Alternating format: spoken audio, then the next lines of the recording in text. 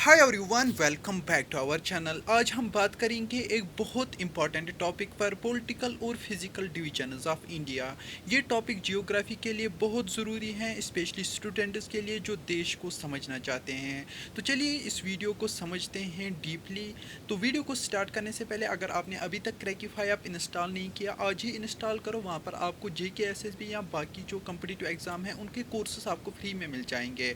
Courses में आपको video lecture, test series, notes, PYQ test सब कुछ एक जगह मिल जाएंगे। तो चलिए वीडियो में आगे बढ़ते हैं। तो भारत एक देश है और इसे समझने के लिए हमें उसके पॉलिटिकल और फिजिकल डिवीजन्स को समझना बहुत ज़रूरी है। पॉलिटिकल डिवीजन्स मतलब देश के राज्य जिनको हम स्टेट्स भी कहते हैं, और केंद्रशासित प्रदेश जिनको हम यूनियन टेरिटरीज। वहीं फिजिकल डिवीजन्स मतलब भारत के प्रत्येक हिस्से जैसे पहाड़, नदियाँ, ज़मीन के प्रकार और जंगलात।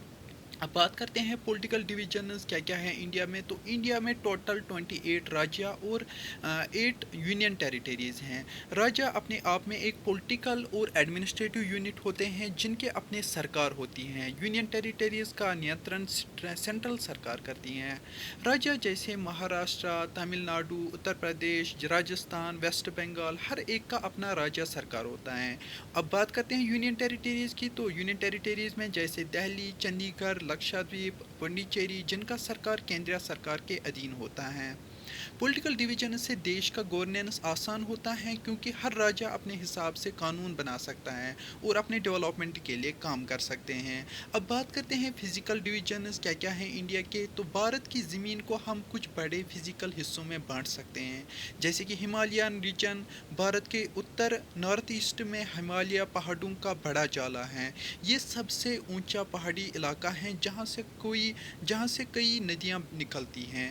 अब बात करते हैं इंडो गंगातिक प्लेन्स जो कि दहज और गंगा घाटी हैं। यहाँ पर हिमालयन के नीचे एक बड़ा फ्लैट और फर्टाइल एरिया है जिसमें गंगा, यमुना और उनकी ट्राइबेटरी नदियाँ बहती हैं। यहाँ खेती बड़ी बड़ी आसानी से होती हैं। अब बात करते हैं थार डेजर्ट की। तो राजस्थान के पश्चिम हिस्से में एक बड़ा राजस्थान है जिसे थार डेजर्ट कहते हैं। ये बहुत सूखा और राजस्थानी कशेतरा है। बात करते हैं दक्कन प्लेटू के बारे में जो कि मध्य भारत का पर्वतमाला है। भारत का दक्षिण में एक बड़ा प्लेटू है जो ज़्यादातर पत्थर और पहाड़ों से बना है। अब बात करते हैं कोस्टल प्लेन्स की। तो भारत का ईस्ट और वेस्ट दोनों तरफ तटीय मैदान हैं जो समंदर के किनारे होते हैं, जैसे कोंकण कोस्ट हैं, मालाबार कोस्ट हैं और कोरोमंडल कोस्ट। ये फिजिकल डिवीजन्स भारत की प्रकृति और इन्वायरमेंट को बताते हैं और लोगों के जीवन, खेती और संस्कृति को प्रभावित करते हैं। अब बात करते हैं इम्पोर्टेंस ऑफ दीज डिवीजन्स। इनकी डिवीजन्स का क्या इम्पोर्टेंस है हमारे इंडिया में। तो पॉलिटिकल डिवीजन से देश को सही तरह से चलाना आसान होता है। हर राज्य अपनी प्रॉब्लम्स और डेवलपमेंट को खुद मैनेज करता है। फिजिकल डिवीजन से हमें पता चलता है कि कौन से एरिया में क्या प्राकृतिक रिसोर्सेज हैं, जैसे पानी, जंगल और पत्थर।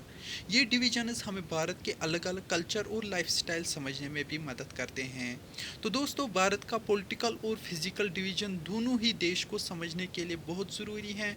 पॉलिटिकल डिवीजन्स राज्य और केंद्रशासित प्रदेश बनाते हैं, जबकि फिजिकल डिवीजन्स हमें भारत का प्रत्येक भूगोल के बारे में बताते हैं। ये दोनों ही हमारे देश की खूबसूरती और कम्प्लेक्सिटी को दिखाते हैं। तो मिलते हैं नेक्स्ट वीडियो में, तब तक के लिए बाय। और क्रैकिफाई आपको आज ही इंस्टॉल करो, लिंक मैंने आपको डिस्क्रिप्शन में प्रोवाइड कर दी है। मिलते हैं नेक्स्ट वीडियो में, तब तक के लिए बाय।